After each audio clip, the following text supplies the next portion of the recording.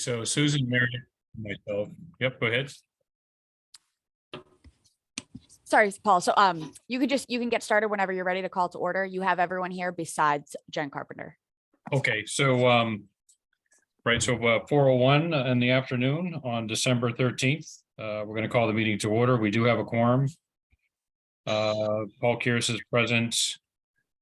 Susan, Beth, and Mary and are present, and Lauren Lind and Beth. We have Beth Lyons from Habitat. Correct. Got it. Welcome. Thank you. And so we'll call the meeting to order. We also have Tamar Shees is also from Habitat. Did you? I don't know if you mentioned her.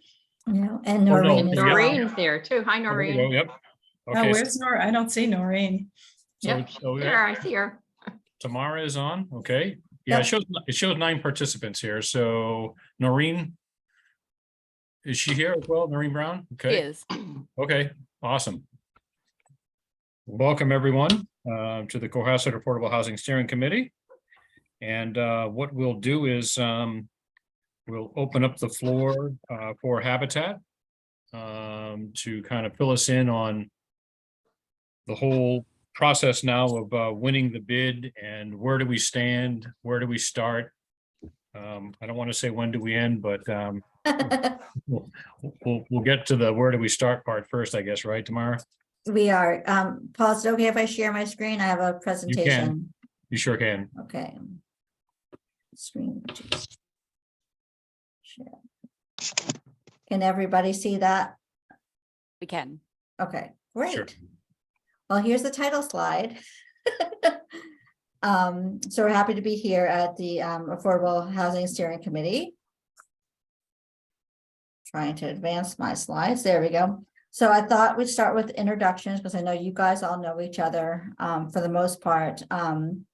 I've been at Habitat a little over 2 months. I'm the new director of development.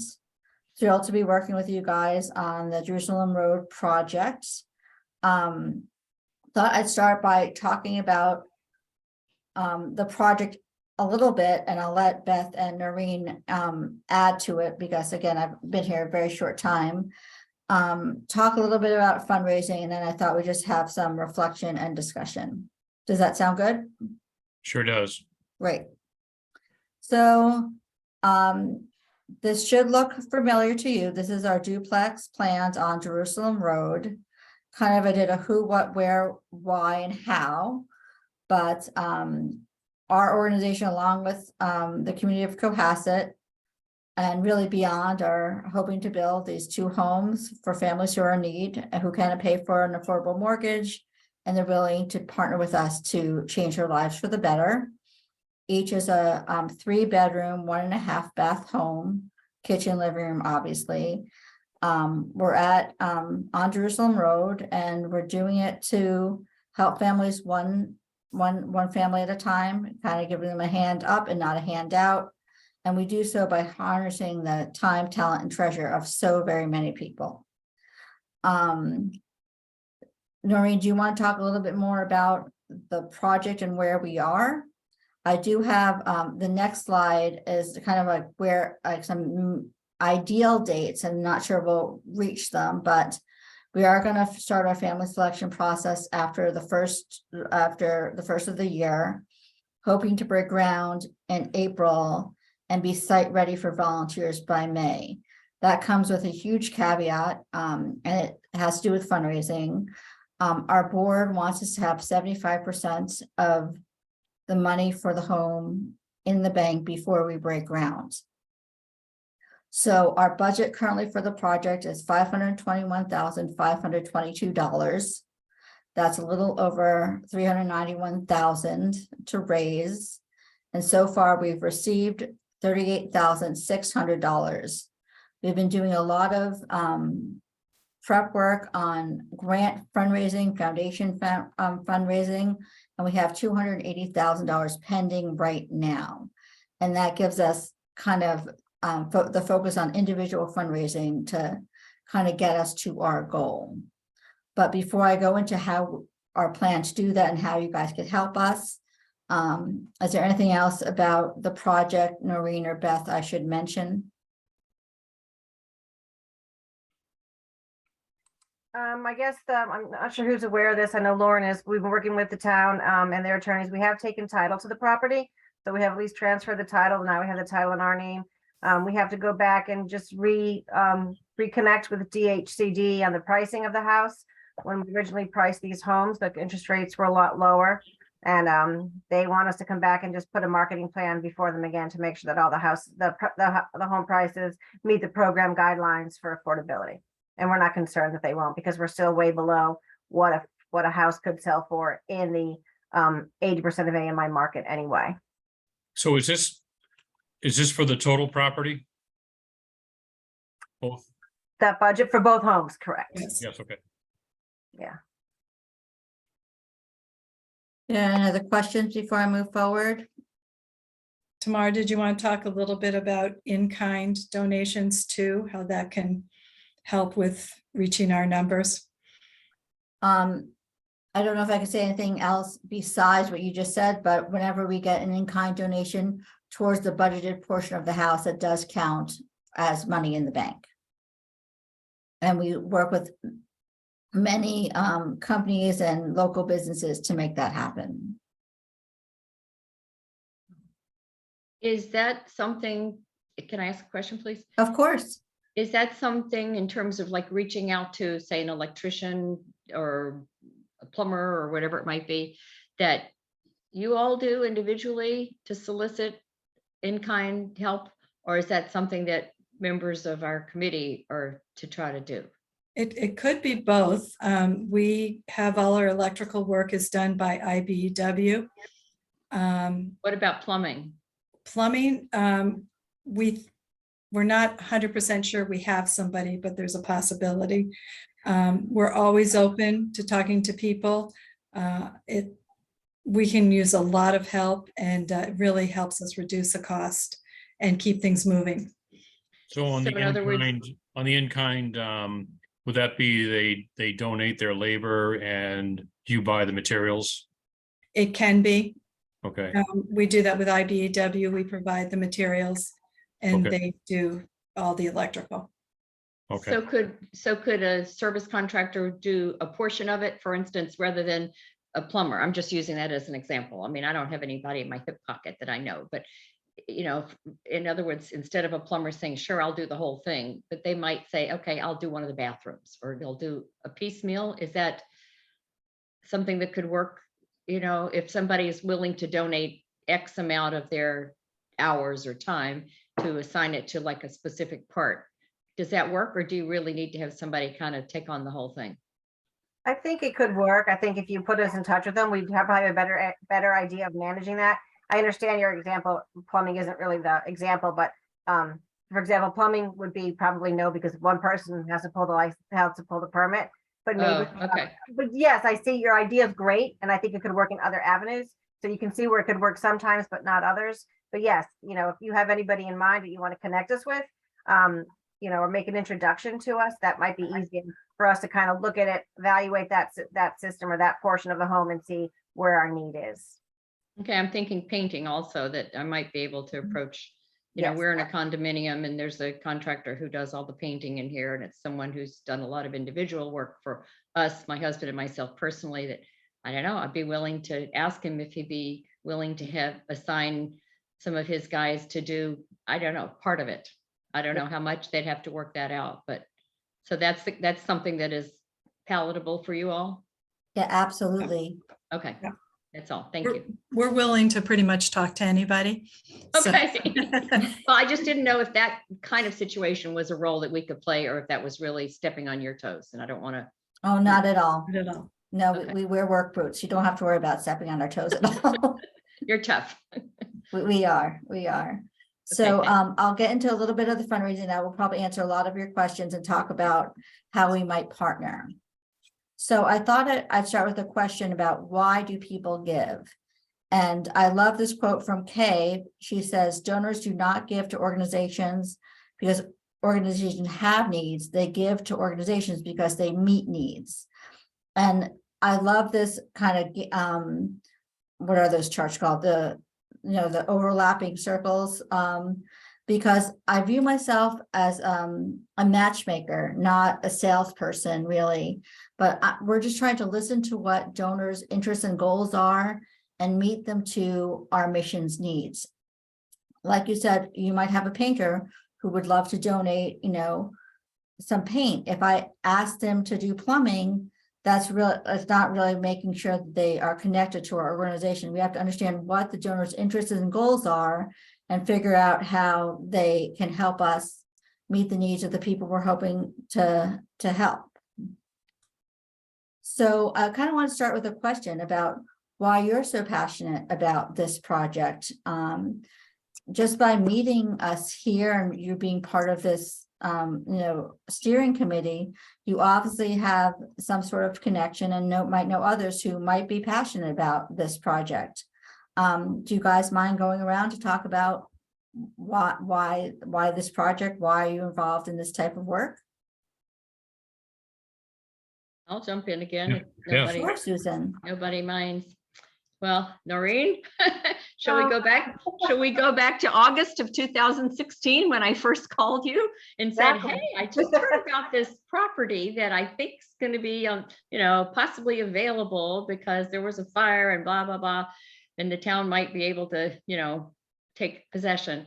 So that's part of the personal connection to this project for me. And also the fact that going back to, gosh, this must have been sometime in 2001, maybe spring of 2001, our daughter did a habitat build in San Antonio, Texas. Oh, And fantastic. it was a wonderful experience for her. And she did it with about 3 or 4 other girls and an advisor that went with them during their April break. And so that was our first kind of personal connection in a build capacity. And then she went on to do another build with Habitat in Zambia in the summer of 2007. wow. So yeah, we have some personal actual build experience. So when I first learned about this property, it was, get in touch with Noreen and say, let's see if we can make this happen. So yeah, I don't mean to monopolize, but I'm personally, No, you excited. can hear the passion in their voice. Feel Susan. very It's really invested in this wonderful. project. That's great. Anyone else want to share?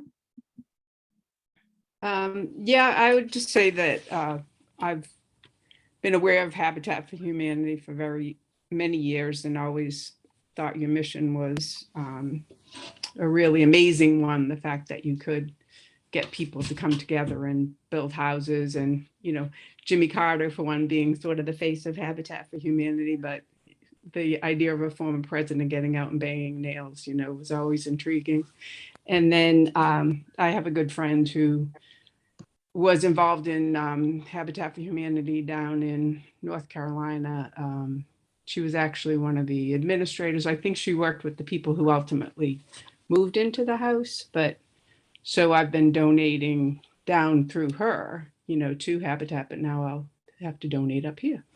Mhm. But I also thought it was such a great fit when that lot came up, and it was something concrete that we could do on this affordable housing committee that we'd been doing a lot of kind of, I don't want to call it pie in the sky, but just, setting up parameters and all that. But this is something physically that could happen. Yeah, it's a So- really tangible project for you guys, which is great. Yeah, Yeah. this will be our first project under our belt, where it really involves the hard work of our committee plus the Affordable Housing Trust that we set up. And it also gets the community involved. Fantastic. And so once they're, when they're invested in the project and they can physically see it come to fruition, that really brings the whole community together for a project like this. Because it's like all committees, you stand up at town meeting, you talk about stuff, and then you disappear for a year and come back at another town meeting, and even though all the meetings are open to the public, very rarely does the public attend a meeting. And so, part of this project is really a lot of visibility and awareness for the community so that we can say to them, listen, we've been doing this stuff for 6 years, going on 7. And this is why we're doing it. Habitat that I know of has only come to town once before, and that was the old water department building across from, it's on Elm Street across from the police station. They turned that into 2 condos. And no one was aware at the time they could have deeded the property for 40B purposes. So that project just kind of stayed. So this will be, I think, the first one straight up 40B with Habitat that we could champion for a long time. We'll get some good mileage out of this one. No, I think that's wonderful. And I think just piggybacking on what Beth said, and that one of the reasons why I am so passionate about working for Habitat, it really gives weight to the slogan, think globally, act locally. I mean, this is as local as you get. And, certainly the former president had kind of put eyes on Habitat, but we've been doing this for a really long time. And it just takes, different ambassadors to kind of bring this project to fruition. And as you said, Paul, this is the first step in many. I mean, once people see a home like this being built kind of day by day by day, you see what power that comes with and how you could work on the next project, which is amazing. One other thing I think it also does is with the success of a project like this, people can understand what affordable housing really means. Really means I think exactly. a lot of people in different communities, and I'm sure Cohasset that's accurate for us as well as a community, are so afraid of the concept of affordable housing. Who's going to move in here? What kind of druggies are we going to have? What kind of noise? They're just, it kind of has a bad rep and to a degree, I'm sorry to say. Yeah, So I that's think that having something like this just gives an opportunity for the success of the whole concept of affordable housing. One of our biggest challenges is educating people on what we do and how the program works, because you're absolutely right. We have a lot of people who think we pull homeless people off the street and say, here's your house, and they have no investment in it, which is obviously very wrong. So educating people is really key. And I think that's Mary, I'll just streamline and say, I agree with everybody else's comments. I'm excited about this. Thanks. Thanks, Mary. I think one of the things that Noreen taught me when I first got here is really the family selection process early before we even break ground is so critical, because you kind of put a name and a face to what people are trying to do. I, in fact, got a call today for someone saying, when's your next project? I saw the Hingham homes go up. Are you doing anything else in the area soon? And when can I apply? So, I think, our success is measured by the success of our families. So it's really very important. So, of course, in order for us to do this, I'm trying to identify donors, and I just thought I would help kind of talk you through what a strong potential donor is. It's someone who really has capacity and inclination to give. So when you're talking to friends and family and colleagues, think about, is this a person that might want to get involved in Habitat? Maybe they're already involved, I don't know, but you could start a conversation. But kind of what makes you think this person would care about Habitat, and what makes you think this person might be in a position to give? And when I say a position to give, I don't mean our next $1 million donor. I'm going to talk to you a little bit about how we kind of build donors up to be major donors, but we're just looking to this committee for connections, people who might find our work interesting, so we can start that cultivation. So here's kind of a typical fundraising pyramid. And again, it's really about relationship take a lot of time, but you think of the whole South Shore, that's everyone we're starting with. But how do we narrow those people down to people who might have a thoughtful conversation with us? And once we get them involved, how can we kind of upgrade their interests, upgrade their involvement? And that's really through education, special events,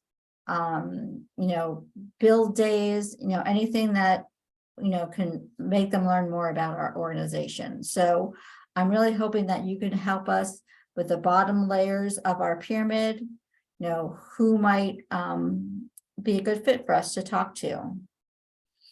Introductions are always important. So if you have anybody you would like us to go speak with, we are ready, willing, and able. Exactly. So I also wanted to talk to you about why people make gifts in general. They may have a true belief in our mission. They have confidence that we can deliver on what we say we're going to. They have a sense of community responsibility. They just feel good about it. There's an emotional reward that comes with giving. But they also might have respect for the person who is asking for the money, whether that be a staff person or a friend or a colleague. They may want to honor someone with their gift, or they may want their own public recognition. And we could talk about how Sasser Habitat can do that. There are certainly tax benefits to donating. That's certainly on a bigger level, but we're equipped to handle all those things as well. And there are other reasons why people give, we just don't know. It really depends on the individual. The size of a donor gift, like I said, at this point, we just want to start conversations, but honestly, the ability to give is, if they have money to give, they might give more. I look at giving as deep as you can kind of dig into your own pocket. That's what makes a meaningful gift. But they have to understand what the mission is, understand what the objective of our organization is. They may say, what have others given? And I'll match the kind of that.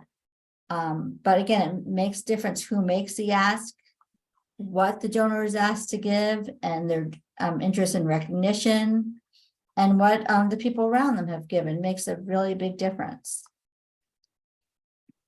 But there are other reasons why people don't give at all. We didn't make a strong case. It wasn't a personal ask.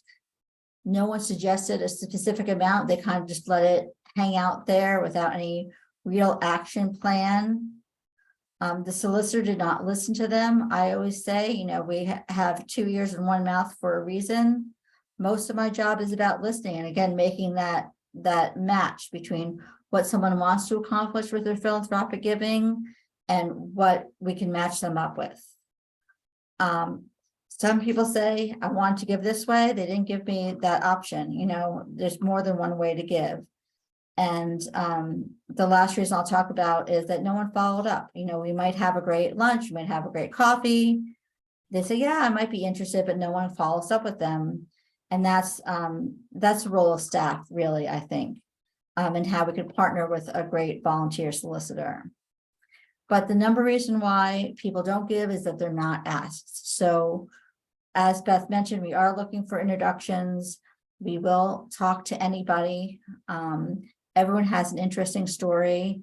And, I'd be listening, Beth would be listening for what makes, each individual tick. There are many ways that you can help. I love the slide, which I borrowed from Habitat International. There are many different ways you could advise, advocate, invite people to participate and steward our gifts. So I'd love to talk to you about that today, how you could help individually and how you could help as a committee. If there's CDC money available, that might get us started.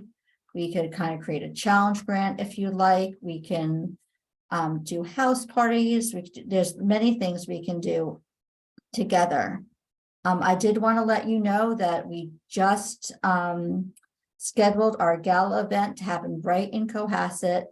We're thrilled to have it at the Red Lion Inn. We think it'll be wonderful to focus on our builds, which hopefully we would have started by this time. It happens in May. Again, if we fundraise the right way, this could probably finish up the last hopeful 25% of things. So that kind of concludes kind of where I am and how I view as kind of working together, but would love to have a discussion. So this May 11th at the Red Lion Inn, that's an annual meeting for you, or? That is our gala event. It's our signature event. It's going to be a lovely cocktail party. We're hoping to kind of keep it lively, not do a sit-down dinner this year, but full of discussion, a silent auction, live auction. We're not quite down to the details, but our committee felt it was very important that we have it in Cohasset. There's certainly a lovely space where we could really showcase the work we're doing right now. Along those lines, I'm thinking out loud here, but I assume that with the gala, it's an event that you are paying the facility for their, We are paying the facility. okay, for their services. Yes, we are. So that being said, and since the owners of that have come before us for a project that they are working on, again, I'm thinking out loud, but you know, that we might be able to approach them to see if they would be willing to host some kind of a smaller donor event that would be, I think that would be lovely. that would be something that would just be for, well, I don't know how to figure out who would be invited, but that Right. might be something on a much smaller scale than that, you know, maybe just at the Red Lion, the Inn portion, a time when they're not normally open or something. I don't know. I'm thinking again out loud, but that they might be willing to donate, you know, part of the, Yep. Cost for doing that. We could or certainly, if not, then maybe we could just hit them up for a donation. I don't, Yeah. you know, I don't No, know. that's a Paul, is great that idea. appropriate for us to do something like that? I think it would be more than appropriate, and I could certainly ask them when I meet with them to finalize our contract very soon.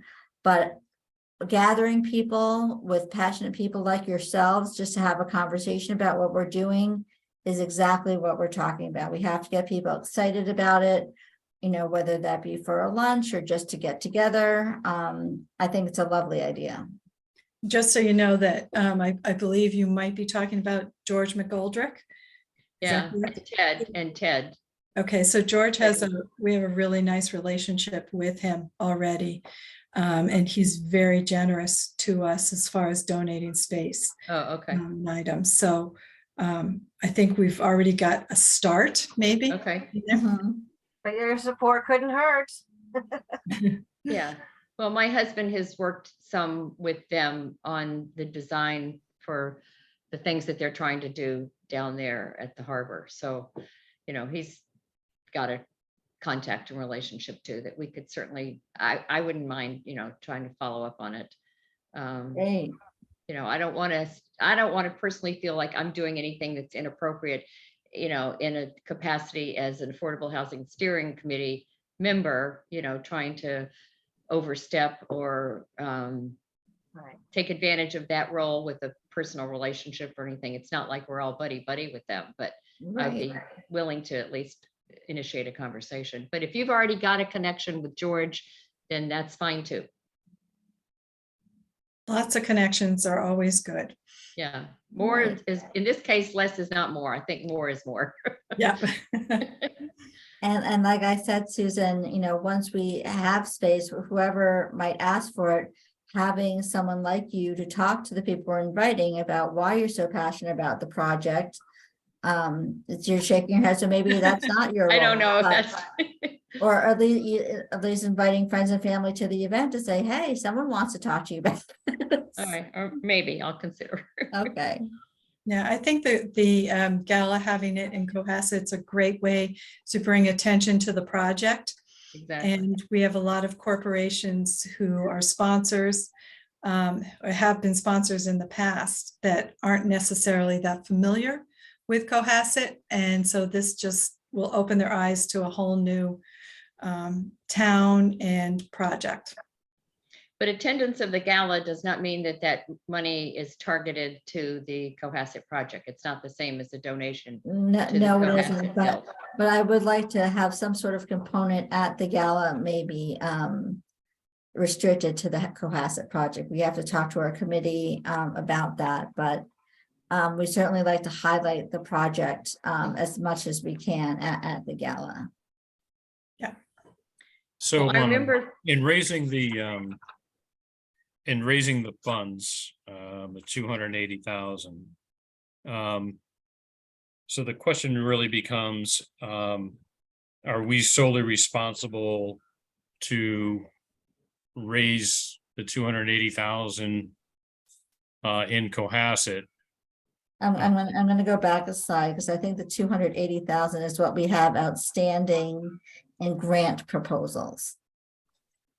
So, yeah, help me out with the math then, because about you need- 350,000 that still needs to be raised. Yeah, I mean, it's quite significant to raise all of it at this point. We have only 38,600 in the bank right now. Of the grant proposals pending, some of them are, you know, more real than others. I mean, for example, we have a $75,000 grant that the trustees are voting on in January, but you know, we're pretty sure we'll get that, for example. Okay, so assume you get 100% of the 280. And then you have the 38. Is the 38 part of the 280? No, it's not. It's not. It's in addition to the, okay. It is. So that means the balance would be 203,000 we have to raise to get to the, 391. Yes, Or- that's the or the- break ground. Yep, But don't forget that includes some in-kind donations. right. So we can, right, depending on the project, we've done fairly well with in-kind donations. It just depends on the community and the support. okay, so we'll probably have a subsequent follow-up with one of you on the detail oriented, side of it. I don't want to, get into the details now. We just got kind of digest this whole process because, Sure. if we have in-kind donations from an electrician, where does the money come to pay for the hardware, for the electrical hardware that they're going to install? Or is that part of my 200? Well, we have a relationship with Granite City Electric, and they have a partnership program with the habitats in the state. And because we run the program for them, we always are one of the affiliates that's selected to receive product. So we do get electrical product from them, not 100% of what we need, but quite a bit. And we also have, we have a relationship with a heating company, a very large one. It's a commercial, who on occasion will donate a boiler for the homes. Okay. So it can be very significant. Do you know if this may seem silly, but like large box store type Lowe's or Home Depot or any of them are ever likely to be willing to make a donation, not necessarily cash, but again, in kind, where they might say, okay, I'll donate kitchen cabinets or bathroom, some bathroom appliances or something? We have had some success with that. Lowe's is a partner with Habitat International. Recently, I don't believe we have had much from them, but it may be because we haven't really asked, because we've been getting so many great donations. Now, one of the things, Habitat International has relationships with big companies, and the roofs in Hingham, those were the shingles and the labor was all donated. Now, whether or not we can see if we can get that donation again, there are a lot of different ways that we can bring in some in-kind donations. So is there an idea of a percentage that is historically being able to rely on in-kind versus not in-kind, having to pay up front? I can't really say there's a percentage, because our last two homes, We had donations, I think, Noreen, correct me if I'm wrong, but somewhere between $38,000 and $50,000, I believe. Does that sound about right? I think so. And in Hingham right now, we're well over 100,000. So. Okay, well, that's a good range to, think about. It's okay. Yeah, it's really the community 100,000 in cash or in kind? in Cash. kind. Kind, okay. Kind. One other thought that comes to my mind is, oh gosh, must have been now 14 or so years ago. The man who was the, I guess the title would be like chair of the committee who selects the homeowners for Habitat for the South Shore was John Seavey. I don't know if you all, Noreen, if you I know, was yeah. there, if you know. Yeah, he Yeah. lived he lives on Forest Ave. Well, Yeah. he's deceased, but he did live, Yeah. in town here. And in fact, his daughter is Gail Walsh, the reference librarian here in town. Beth, you probably know her, of course, at the library. But at any rate, what comes to my mind is that we used to go to St. Stephen's Church, and that's where John and his wife went.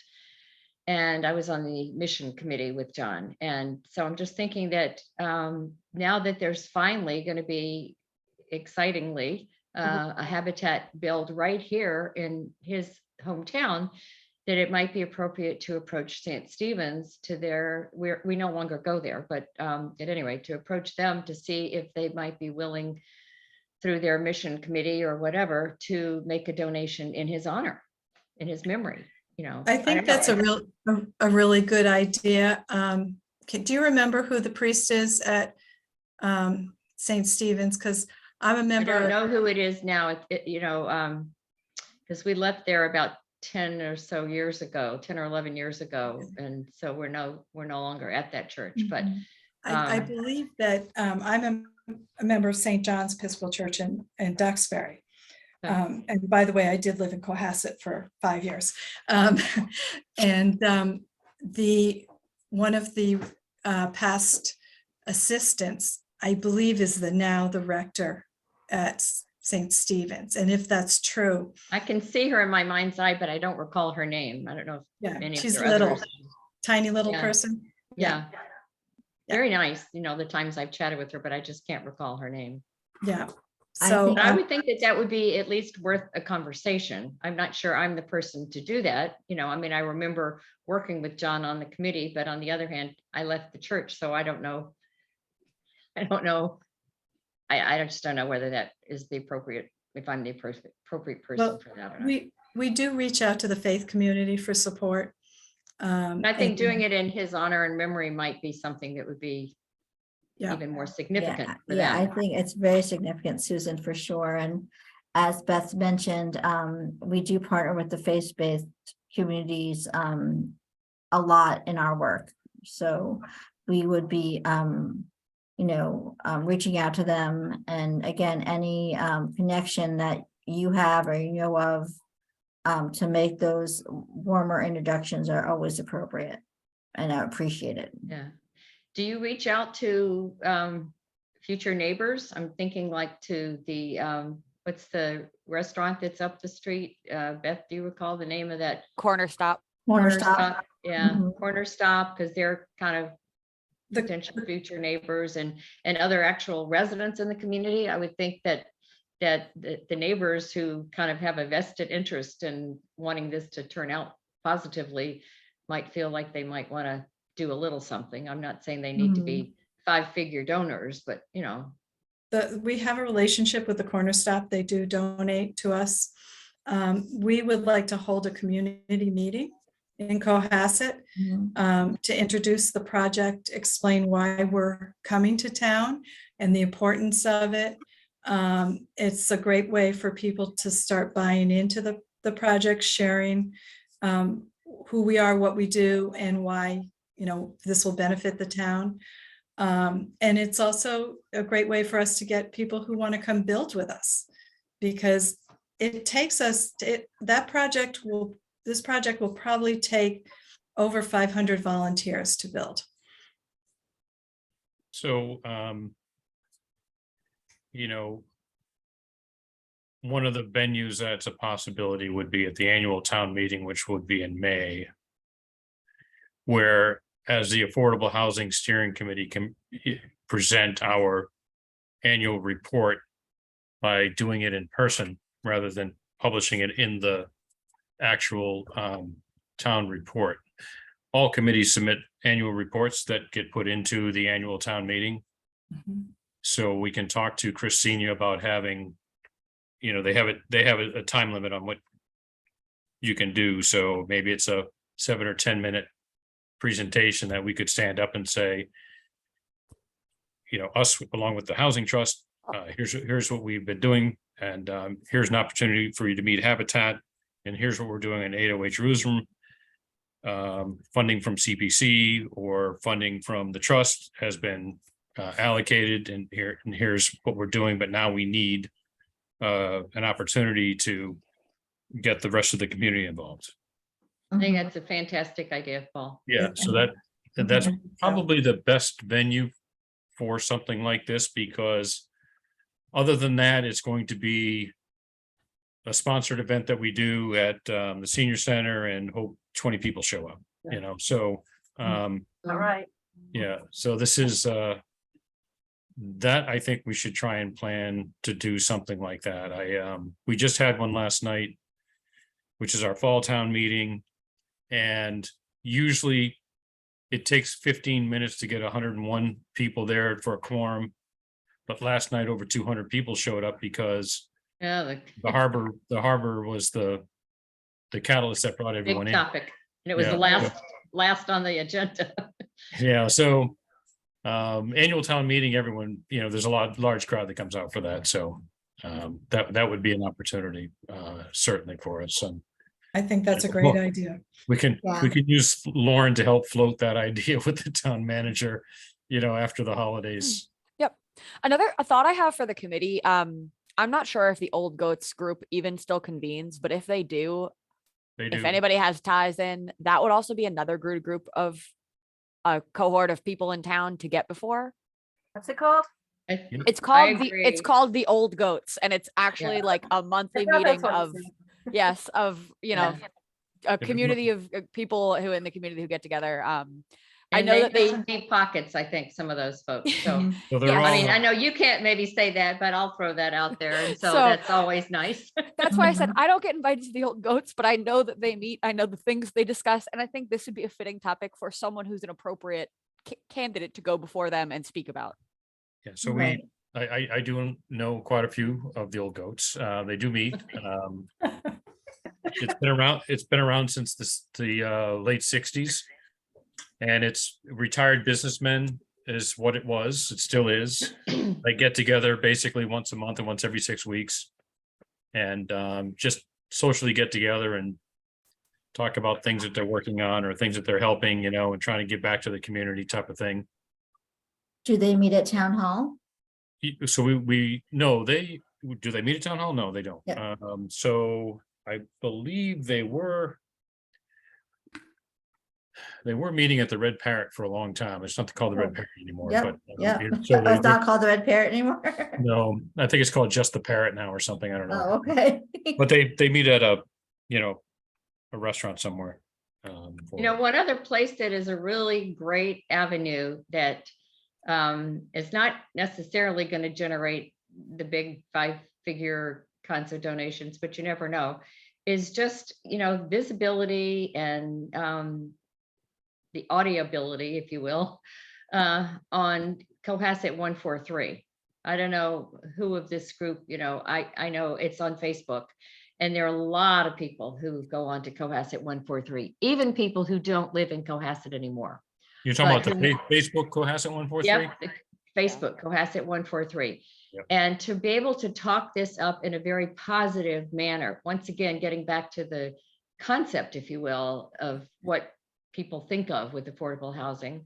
Not everybody really knows that much about Habitat. And, maybe some of us on here do, but not everybody does. And again, I think that some people are just afraid. And so if you can, if we can try to talk it up in positive ways, you'd be surprised, what might be generated, from people who don't even live here anymore, but who come back in summers to visit relatives, and they may say, oh, I remember when that used to be that little antique shop on the corner. And yeah, I remember when they burned however many years back. And isn't that great that this is going to be built? And sure, I'll send you $100.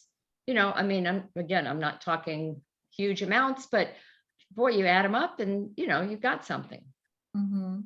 So, I mean, I'm willing to put a little something on Cohasset 143 when it's the right time, but I don't know if anybody else goes on No, there or that not. would be great. And we have our own Facebook page too, that you could reference in a post like that too. It'd be great. Okay, well, let me know when it's the appropriate time to do so. You know, I don't want to be too Yeah. premature and then it kind of, you know, fizzles out before it's the Yeah. right time. I'm gonna guess Right. you're gonna have a project manager that will help our committee focus and have some deliverables and some timelines. I think you're looking at her. I think Noreen is the person who will probably be able to help you. Okay, because I'm really, available. it's really easy for us to go sideways quick. So, yeah, so I think it'd be great if you obviously have done this for a living for a while, so I think it'd be great to take a look at your 5 areas of focus, and then we focus on them and come up with our ideas and then kind of march until we succeed. And if we hit a roadblock, we come back and say, here's the problem I have. Because I don't want to spend a whole lot of time, you know, really identifying people in public here Right. until we have that kind of plan in front of us Mhm. and say, hey, listen, let's go take a look at these areas that, you know, I have relationships with, or Susan has relationships with, and we can discuss them amongst ourselves once we have that plan on how to implement the ask.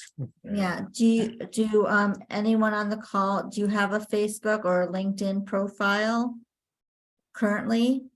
Yeah, so I have LinkedIn. I'm Paul, on Facebook personally, but is that Okay. what you're asking?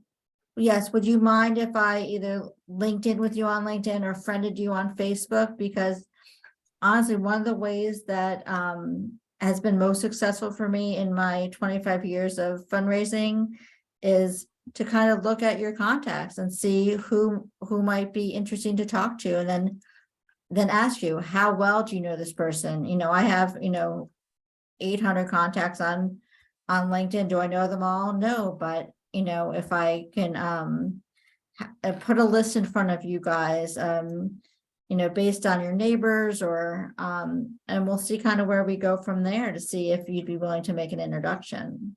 Sure. I'd be absolutely. fine with that. I'm on LinkedIn, but that's not anything that I ever do Look at, anything with. yeah. But Facebook I do. And as again, I said, the Cohasset 143 on Facebook is just a wonderful resource. Mhm. So when I link in with you or friend you on Facebook, the other thing I would do is give you a link to our South Shore Habitat page also, that you could like or connect with. And then when we post, because we post quite often, for you to repost, it's just a way to begin a conversation and for your connection to understand how involved you are in the process. And you just have to say, oh, this is interesting. And, off it goes into Cyberland to people who might, it takes, 8 to 10 touches usually for people to kind of get us in their head. So it kind of primes them for a deeper conversation when we're ready. Yeah, I got a lot of Pan Am guys. So Mhm. for the Mass Challenge thing. So Right. and I get those every year from everybody, so I'm kind of familiar with the drill. Right.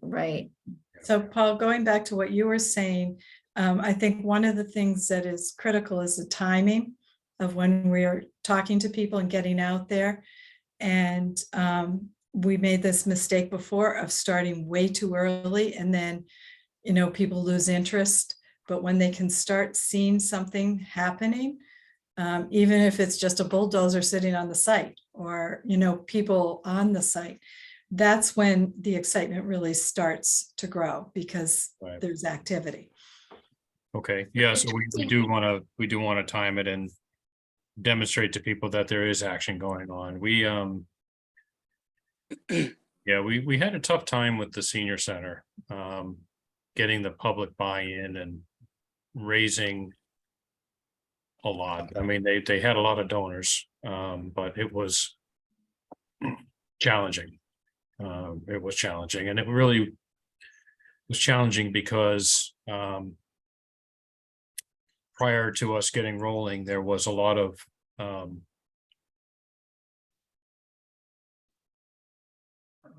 different ideas on whether or not we needed a senior center.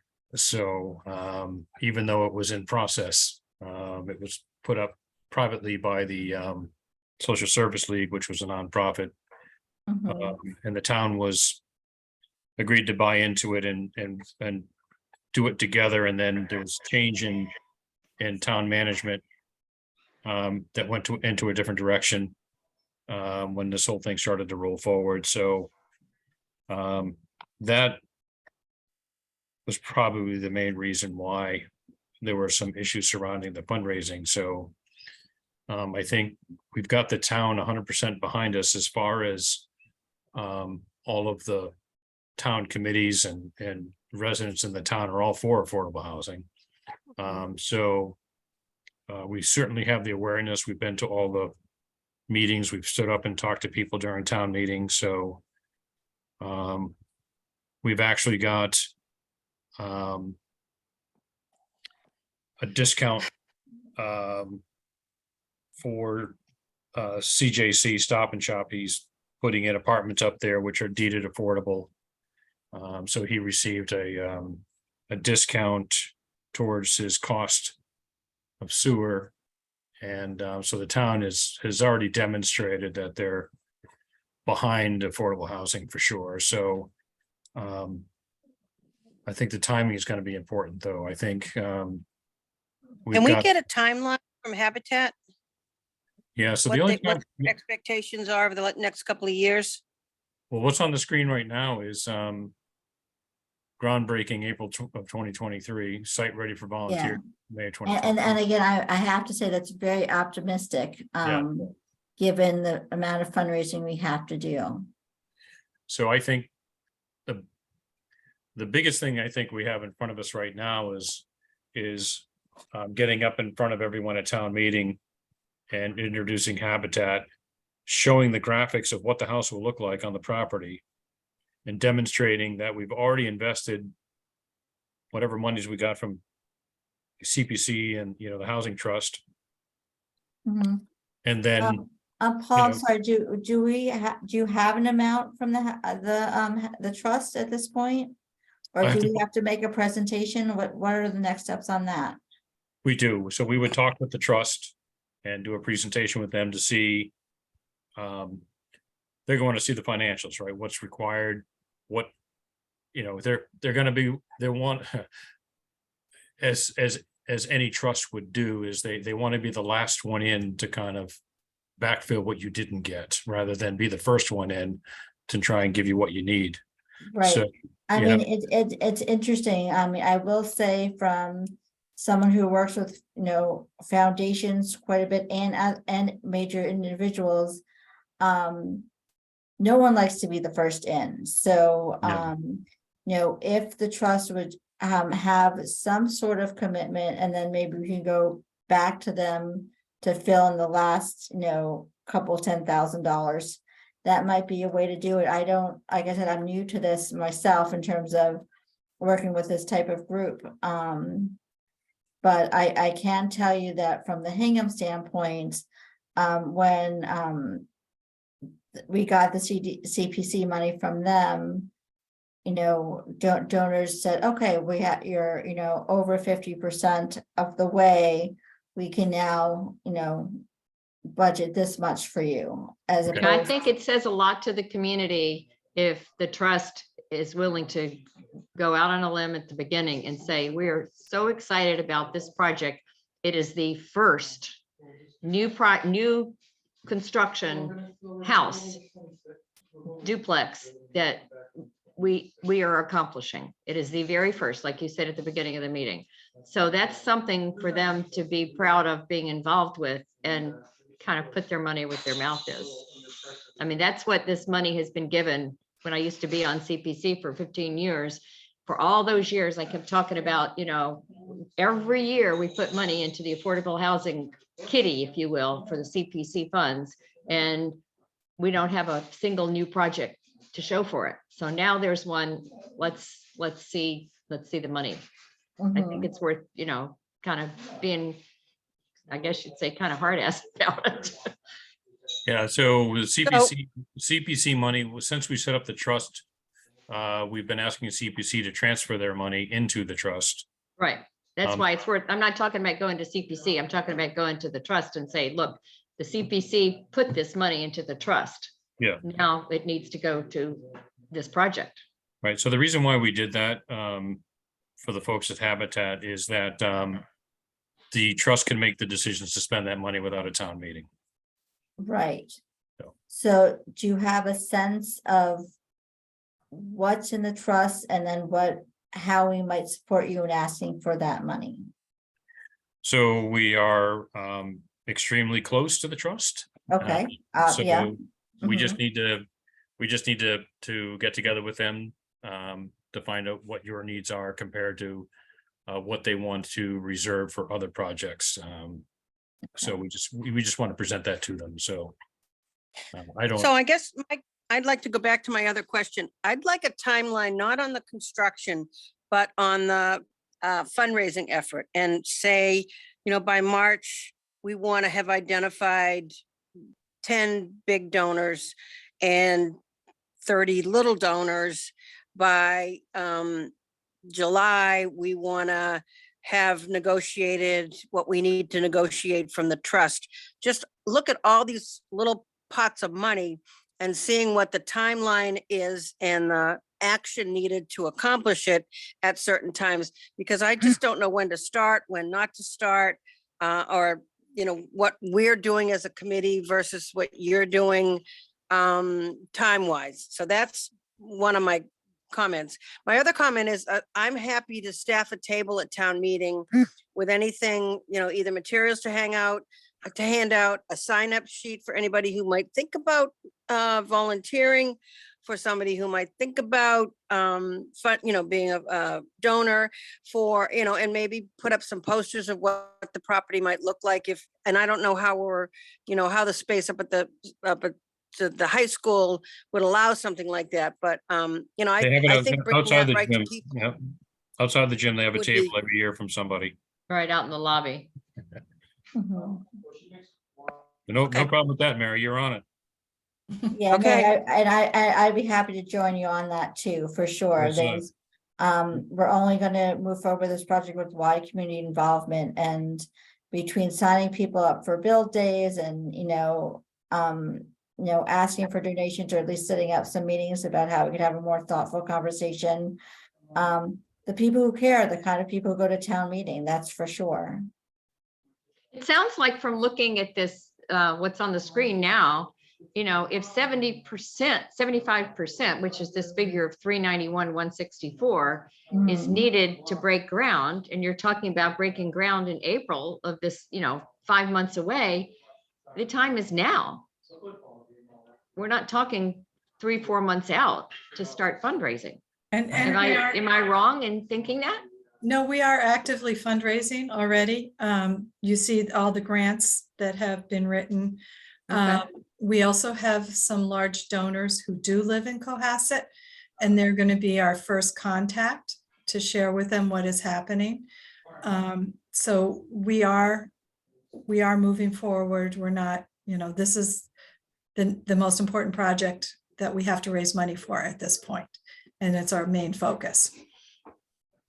So you're going to be kicking in gear pretty soon to talk to your big donors and your normal donors, and I guess for me, I need an idea of when, what pieces that you want us to do, and it doesn't have to be, I think we're all willing to help, so I think it's a case of finding out what the time frame is, what might be needed, what resources you offer versus, as far as phone calls or lists or, scripts to talk to people or something, whatever that is, whatever we can get sooner rather than later would at least help me figure out my piece of this and how to accomplish it.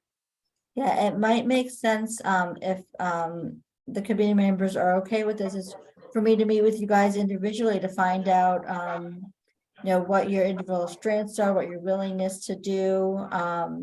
Because again, this is a very individualized process. I want to make sure you, feel great about your involvement, just like I want every donor and volunteer to feel great about what they're doing. And we can have, an individual plan, kind of made up. But for me, again, while we do have, several donors that we know, it's really about figuring out who we don't know and how you might make introductions or have ideas, like maybe one of you wants to have a party at your home, maybe you want to invite someone to lunch. There's so many different ways that you can be helpful as a committee and as individuals who are clearly passionate about this work. Is there a way for I guess us what to we're kind of looking know? for- Yeah, so I guess what we're looking for is that project management list maybe from Noreen that says, okay, here's, we've had an initial meeting about how to fundraise and why people donate. Now we got to get to the point where we say, okay, we have a meeting where we identify each one of us has a strength and weakness, and not all of us are good at asking somebody we know for money. It may take a different person to ask that person for money. Absolutely. So we would have to kind of have a meeting where we kind of hash that stuff out and put it on a plan and say, okay, Mary's going to do the marketing side. She's going to handle tabletops. She's going to handle getting volunteers. Maybe Susan's going to say, okay, I'm going to go shake the tree. I'm going to go talk to these people directly. Here's a list of 4 people I'm going to go talk to. And we have to establish, what the range is, what the amount is, and temper the expectations about what we're trying to do. Maybe I can go talk to the trust and get the commitment of increments of funding for us, and maybe work with Beth with some of the corporate donors that I know, and maybe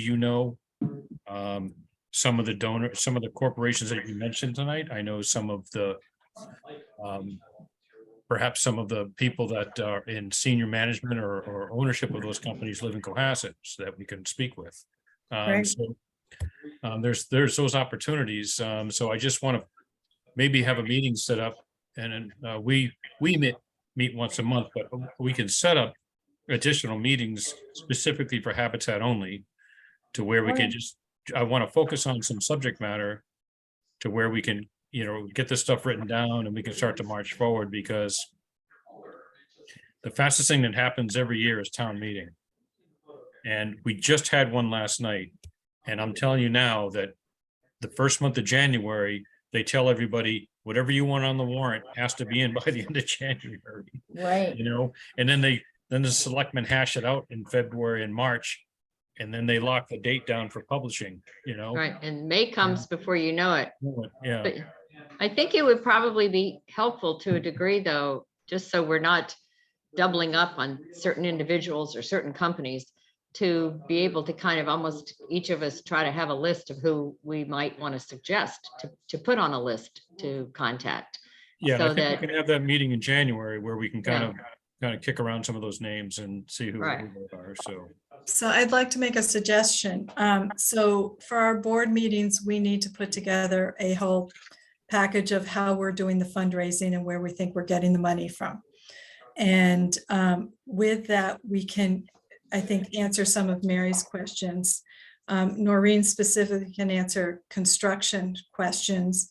Tamara can answer fundraising questions, but we can have a strategy together, and then maybe we can set up a meeting with the group again to talk about what the strategy is and who can help where. Okay. Does that make sense? that absolutely makes sense. Okay. If we can target, somewhere around that second week of January, that would be great because, I'm gonna look real quick, probably faster on my phone. I'm gonna look at, May. So May 11th is it's a Thursday night, Yeah. It's a right? gathering. So Yeah. what is Mother's Day is probably the 14th, right? Second Sunday in May is Mother's Day, Yes, Correct. right? So that would be the 14th, right? So you're there the week before Mother's Day. So my guess is our town meeting would be on Monday, the 15th is my guess.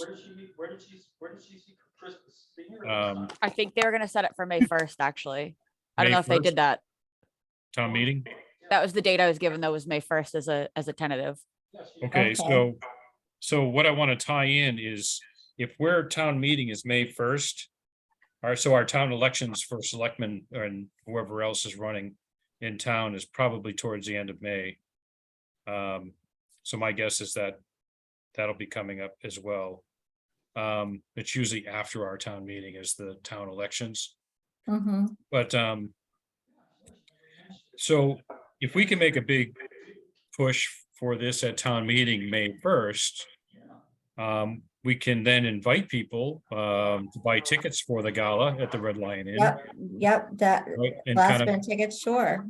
and if by then we identify, key donors, if you will. Let's say there's people that are 10,000 or more, as the definition of a key donor. We would probably want to invite them to the gala at the Red Lion Inn, right? Yep, If that's an opportunity, so. Yeah.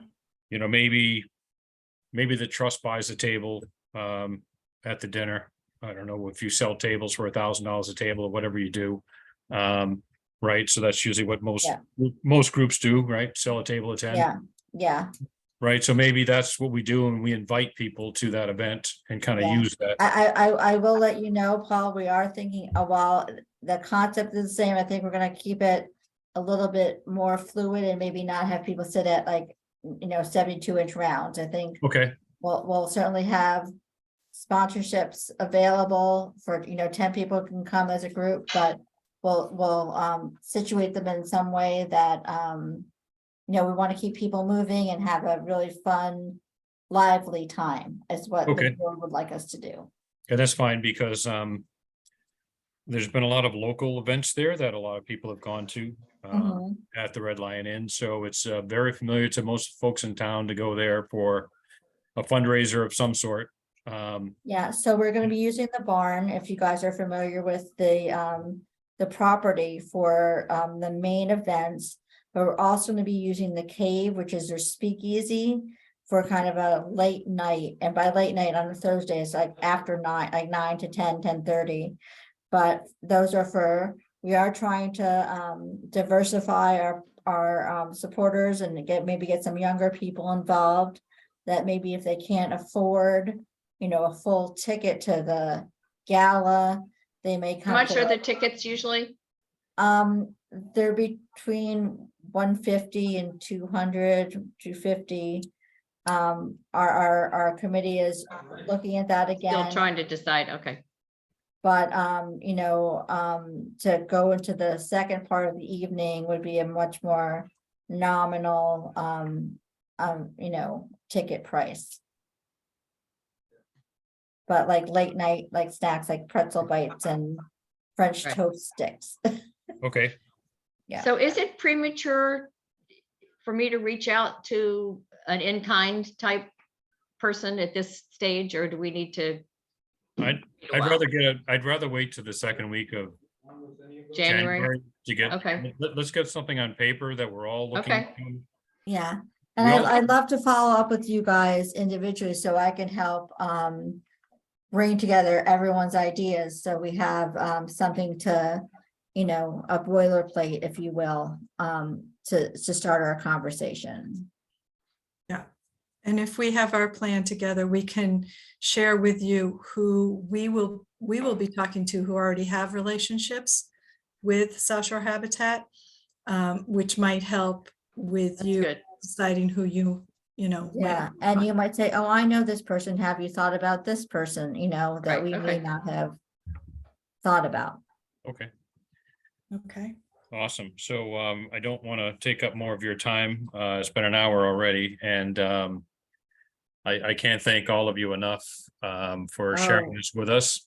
Beth, Oh, I'm thank looking you forward so much. to get together with getting a plan with Noreen of here are the 5 or 6 things that we need to be doing over the next couple of months.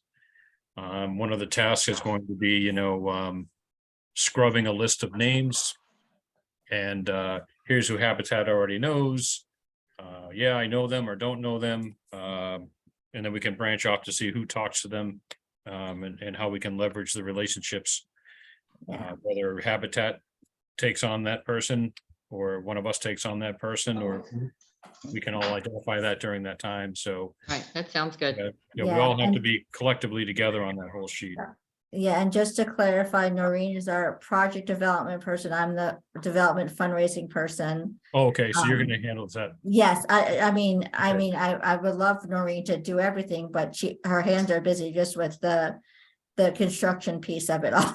Yes, yeah. So when we find the in-kind guy, we dump him over to Noreen.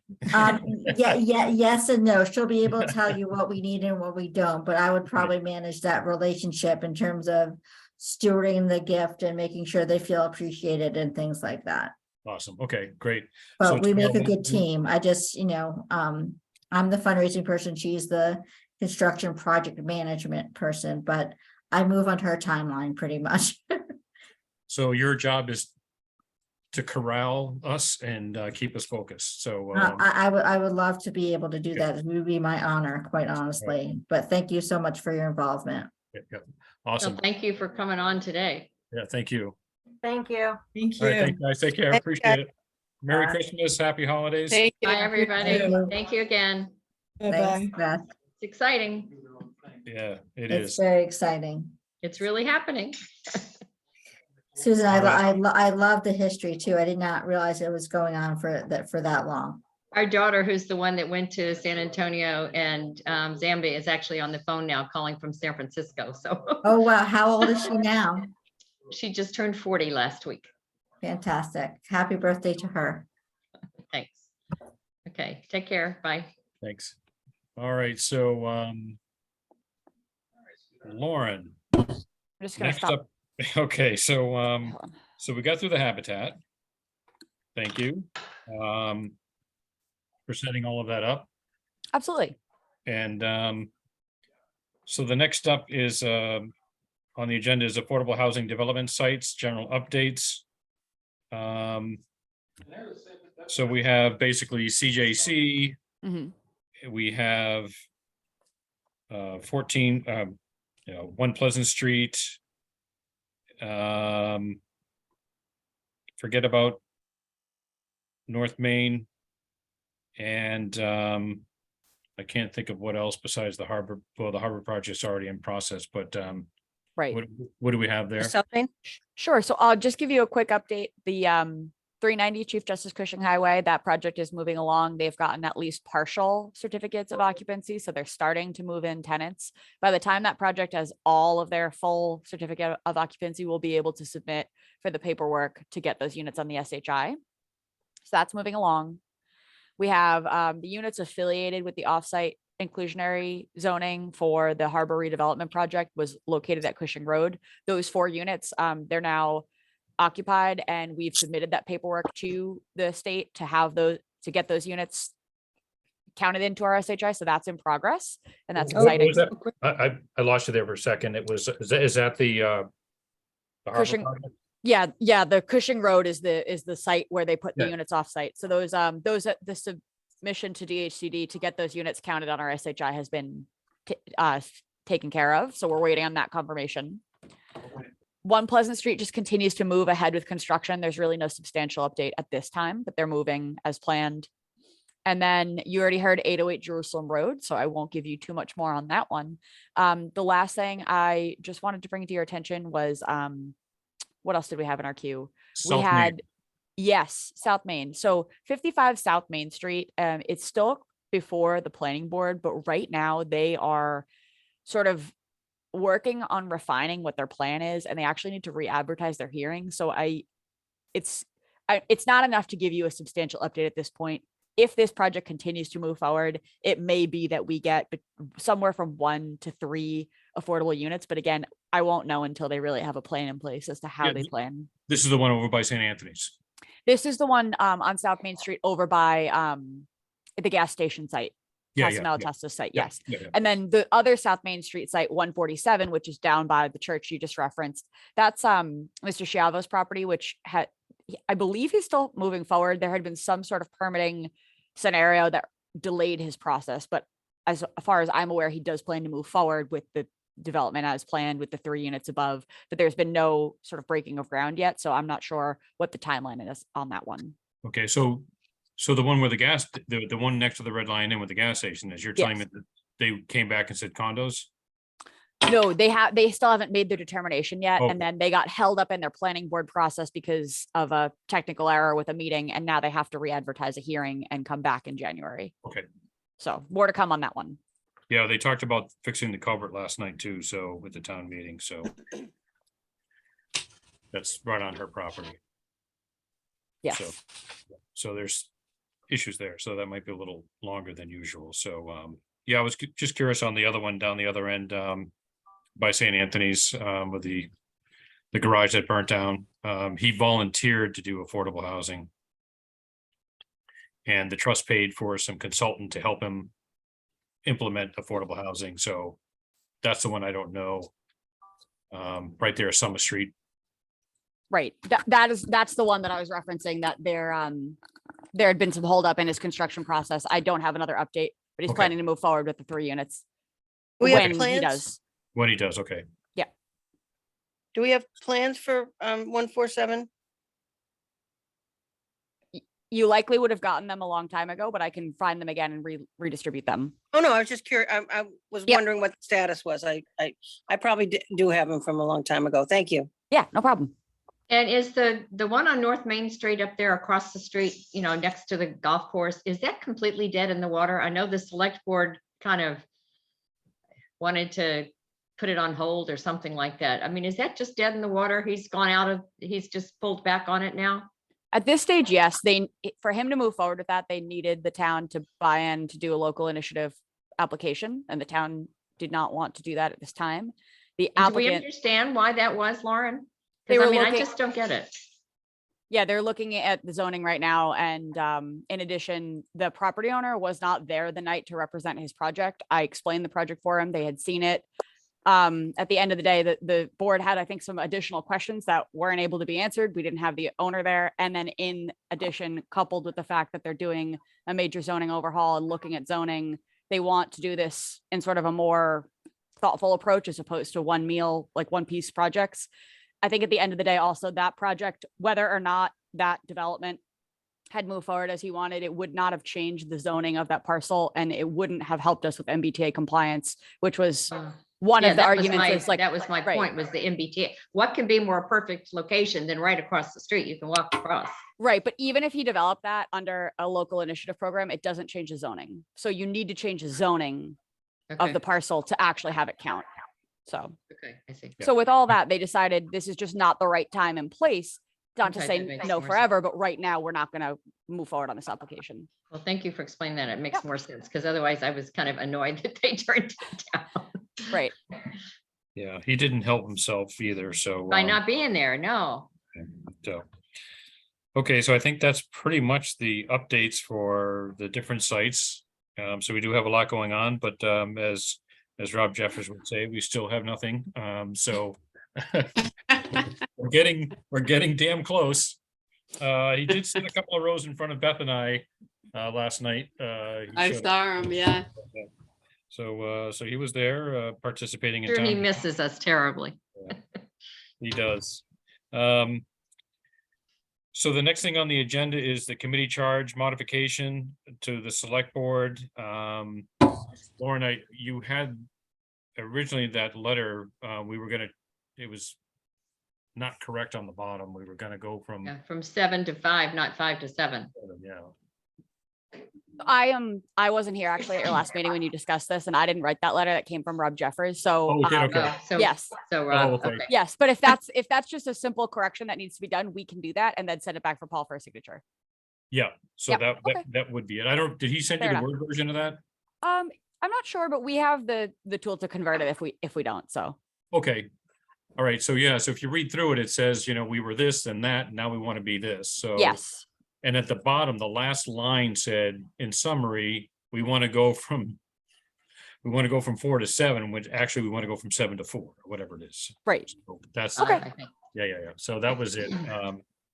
It kind of Easy enough. contradicted the body of the letter, so then we can get that to the select board so they can figure out what to do. I'm not sure what kind of attention span they're gonna have between now and January 1st, but at least we can get it on the docket for them to take a look at. Absolutely. Yeah, so right now, I believe we have 2 open seats. And then if they approve this and have it changed with the town clerk, we won't have 2 open seats or something. I forget what it would be, right? So, Correct. You um, would have a full committee. right. So that's where we are there. So we'll wait to hear from you or, Cassandra's on now, yeah. Yeah, so either way, if you just send it off to me, I'll read it again and we can send it off to Jack Creighton, I guess. Perfect. Yeah. We'll do that. Okay. Let's see. The last thing on the agenda is any member comments or anything not anticipated in the last 48 hours. Let's start with Beth.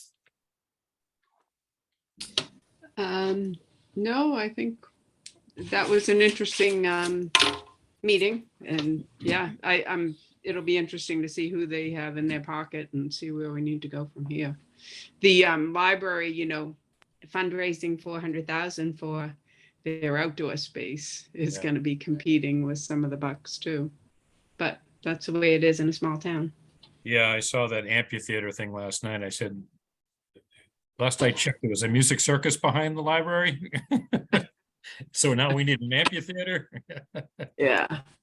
So, yeah, and then it was, the town meeting was interesting, moved right along, except for, I still don't really understand the whole harbor thing, but, Yeah, so a summary on the little harbor thing is Situate owns the land, but we own the rights to the waterway.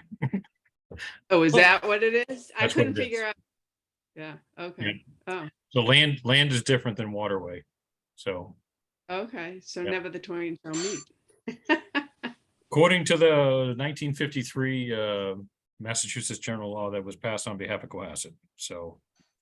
We Interesting, control the yeah, waterway. that, Yeah, I think they just threw a gauntlet down, we'll see what happens, right? yeah. Is that essentially it?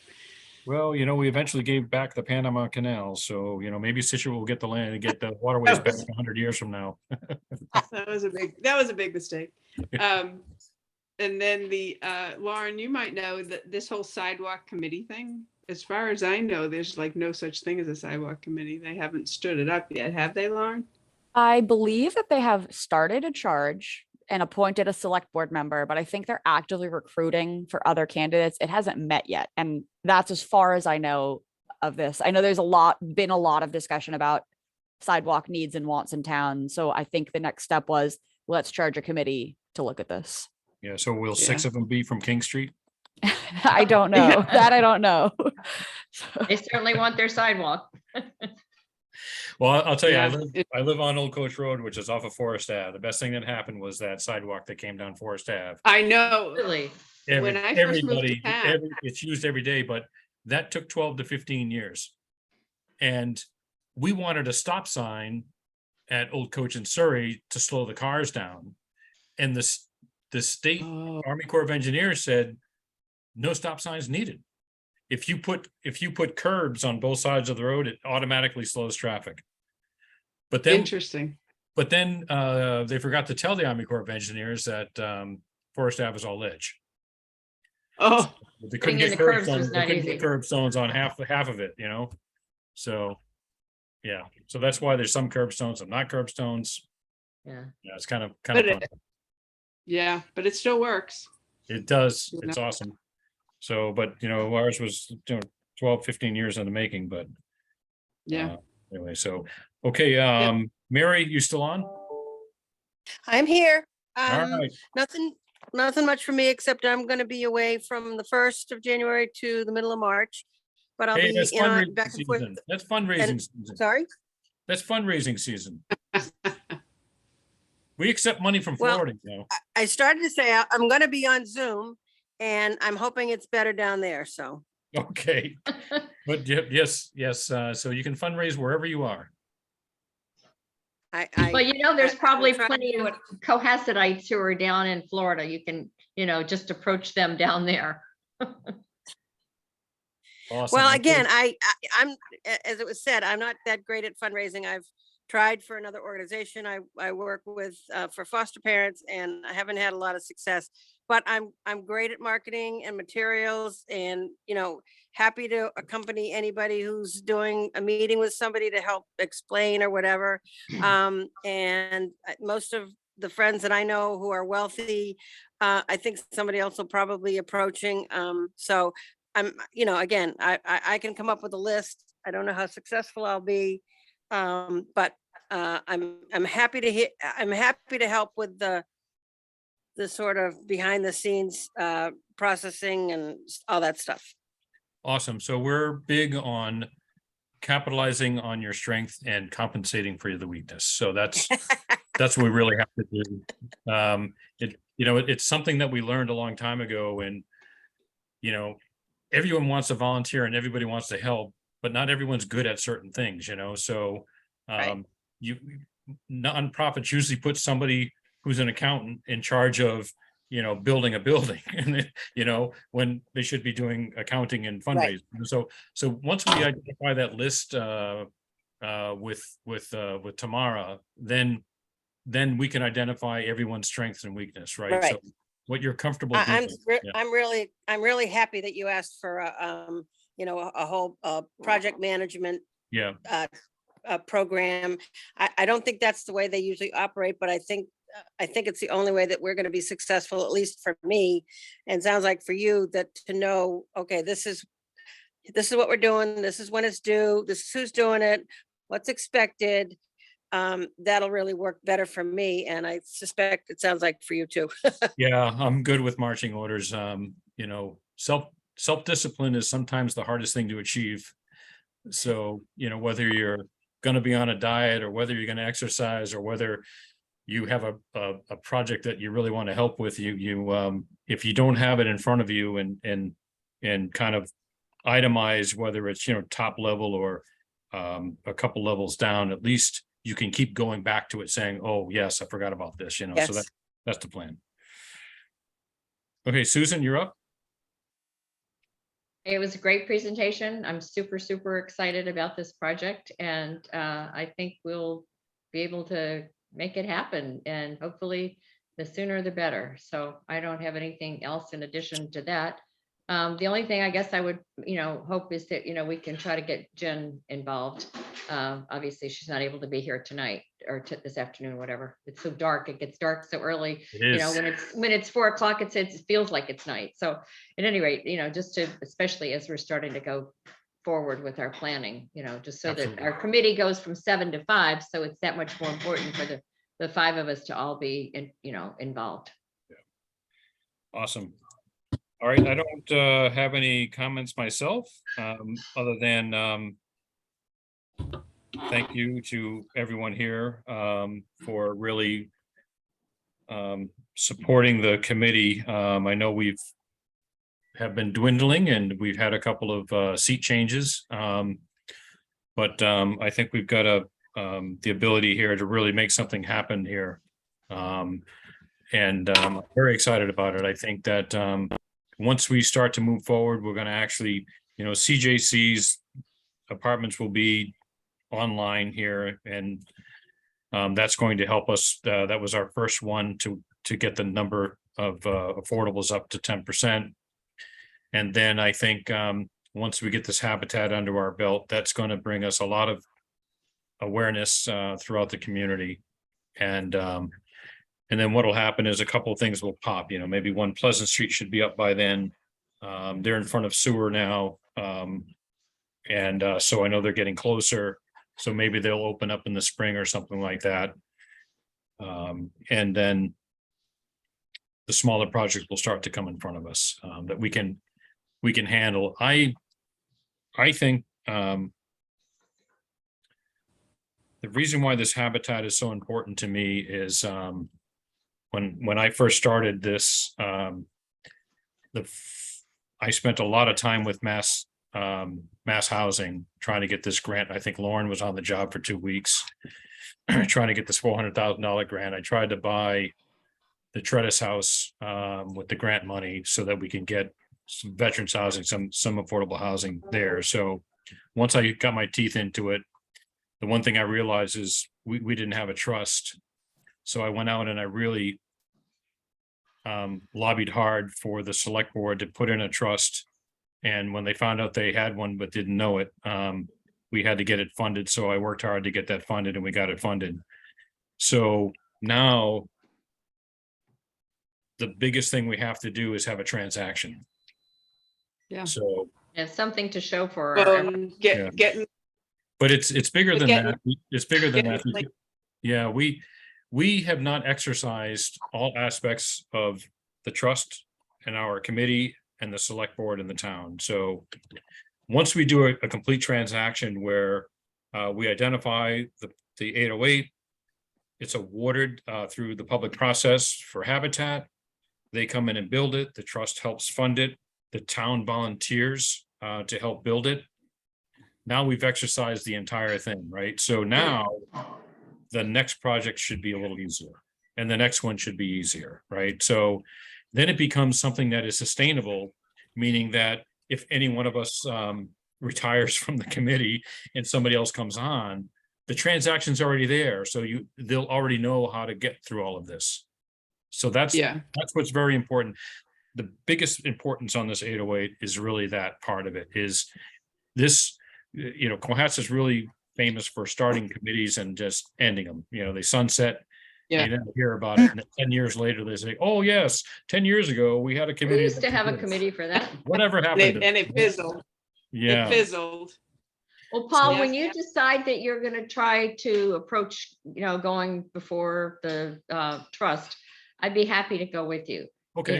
to ask for them, I personally think it makes sense, and I concur with what I guess Tamara was saying about that, nobody wants to go first. Somebody else wants to see, it's like tipping your hand and showing your cards or something. Nobody wants to be the first one to put X amount of money in. But frankly, the trust was created for just this kind of purpose. Yep. And all that money for all those years, as I've said before, that I was on CPC, and we kept putting money every year into the Affordable Housing Committee. And not one dime of that during all those years went to creating a new project in this town. Finally, this is here that is just specifically, it's not just apartments that have some affordable apartments in them or something like that. This is a whole project that is just specifically to affordable housing units. Right. You So know, that- they- that's I why- think they really need to be encouraged to step up and put a Oh, significant they're- amount. Oh, they will. They don't need to be encouraged. They're already on it. They're already for it. Like I said, so this, this whole transaction of getting this done, right? So that exercise is CPC can finally stand up and say, wow, we built something more than a swing set, right?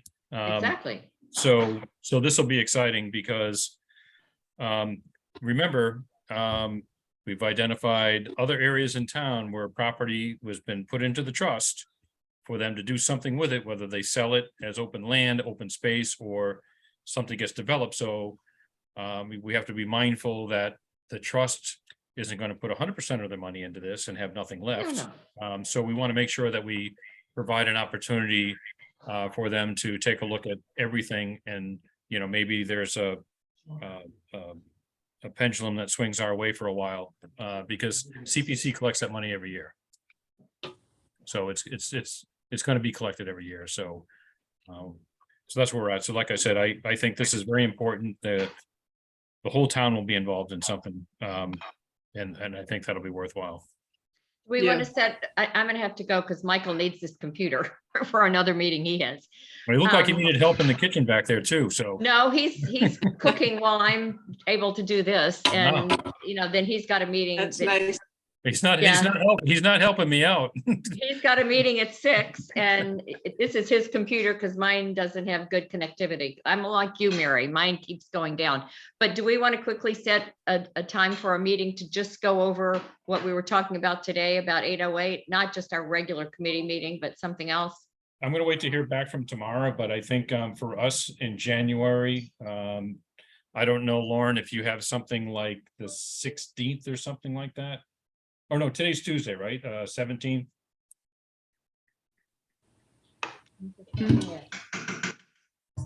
So, oh, there she is.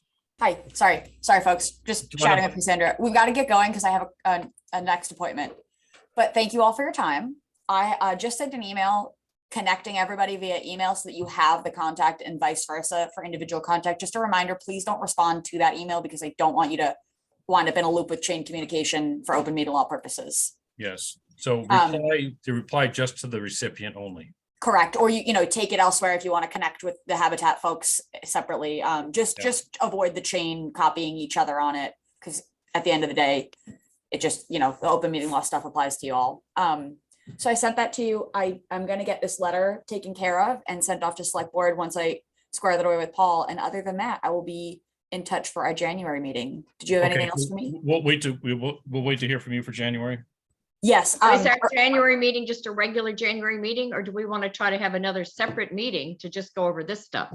And we're gonna book our regular January meeting first, Yeah, okay, and then we're gonna wait to hear for Habitat to see when Tamara would have something for us to start looking at. And then we'll book one with Tamara. okay. So Okay. we'll wait to hear from her. All right, and I'm say, gonna sign okay, off too. Yep, here's the list. okay, I'll get it out to everybody. And then we can figure out if we want to contact her directly and saying, here's the names I have. Okay, Or do we have a public meeting? Because we Okay. want to be careful about disclosing. We don't want to mention somebody. Right. And then they get offended because you're committing them to something. So Right. in a public meeting, Right. so. yeah. I'll wait to hear from you. I'm signing off. Thank you and happy Is that a- holidays. is that a everybody. Thank you, motion- everyone. Is that a motion to adjourn? For me, it is. All right. Paul, Bye, are you everybody. doing- Happy holiday. Merry bye, Christmas. Susan, happy holidays.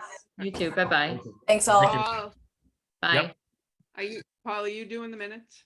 Or did you want me to do them? Yes, I did take minutes on the back of the sheet here, so I'll go ahead and write those up. I thought I saw you, but I kind of made notes too, but so you can do it. I'll do it for you next month. Okay, And then, all right, so we'll hear from Lauren and blah, blah, blah, blah, blah. We're yeah, good. it's usually the second or third Tuesday of the month is what we've been running, Yeah. so kind of plan that range. Okay. All right, All right. awesome. Merry Thank you. Merry Thank you. Christmas. Take care.